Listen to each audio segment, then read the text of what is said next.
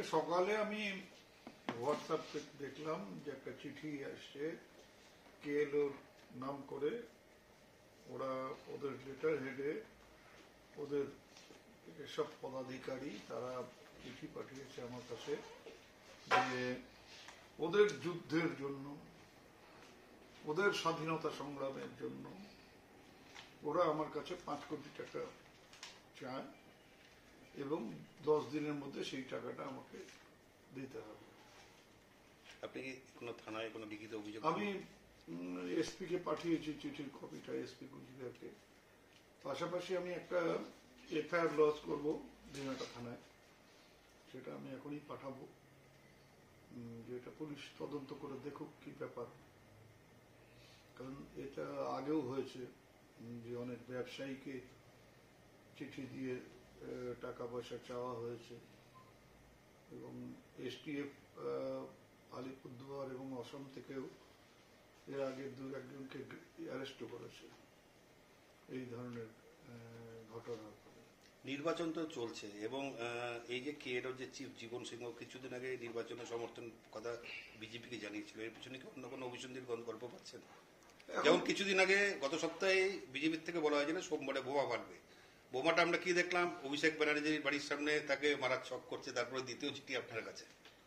এখন কারা এর পেছনে কি মতলব, কি উদ্দেশ্য নিয়ে কে কি করছে, এটা চট করে এভাবে বলা মুশকিল। তবে আমি চক্রান্ত তো আছেই, সেটা হচ্ছে আইদার কেএলও সরাসরি থাকতে পারে, অথবা কেএলওর নাম করে কেউ করতে পারে, অথবা অন্য কোনো পলিটিক্যাল পার্টি আমাকে ঘরে বসিয়ে রাখবার জন্য এই ধরনের হুমকি চিঠি দিতে পারে। সবটাই পুলিশ তদন্ত করে বের করুক যে কি ব্যাপারটা কি।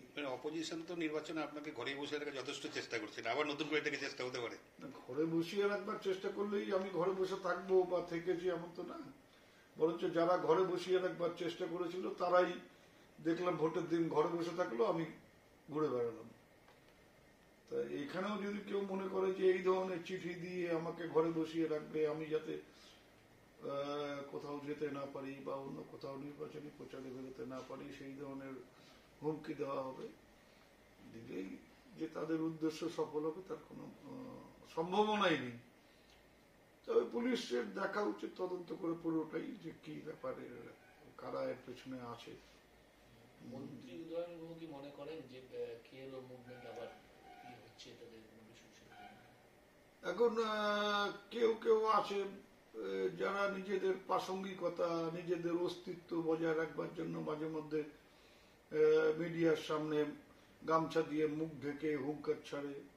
এই ধরনের একটা চিঠি জানে যে উদয়ন গুহকে দিলে পরে সেটা একটা ভাইরাল হবে, সেই চিঠিটা নিয়ে হইচই হবে এবং তার ফলে তারা লাইমলাইটে আসতে পারবে। এই সব মিলিয়ে একেবারে যেটা প্রাসঙ্গিক থাকবার জন্য যদি কেএলওর পক্ষ থেকে হয়, তাহলে আমি বলবো যে ওরা চেষ্টা করছে প্রাসঙ্গিক থাকবার জন্য। বাজারে কোনো এখন আর কোনো মূল্য নেই, কিন্তু হুমকি, ভয় দেখানো, টাকা আদায় করা, বেঁচে থাকতে হবে তো, সেই জন্য টাকা আদায়, যুদ্ধের নামে, স্বাধীনতা সংগ্রামের নামে টাকা আদায় করে নিজেরা বেঁচে থাকবার কৌশল। কোথায় দিতে হবে বা কি, ওগুলো তো কিছু লেখা, ওগুলো কিছু 10 দিনের মধ্যে টাকাটা দিতে হবে। ফেক হতে পারে মনে করে যায়। লেটার হেডটা তো কেএলওরই আছে এবং ওটাতে একটা দেখলাম ভেতরে ওদের করা রয়েছে। তা কাজেই আমি কিন্তু কোনোটাই মানে উড়িয়ে দিচ্ছি না, কেএলওরও হতে পারে আবার ফেকও হতে পারে। কেএলওর যদি না হয়, ফেক হয়, তাহলে কেএলওর পক্ষ থেকে বলুক যে না আমরা এই ধরনের কোনো চিঠিপত্র কাউকে দিচ্ছি না, তাহলেই তো পরিষ্কার হয়ে যাবে কেসটা। MG Memorial School is a day English medium co-educational school with day boarding and creche facility.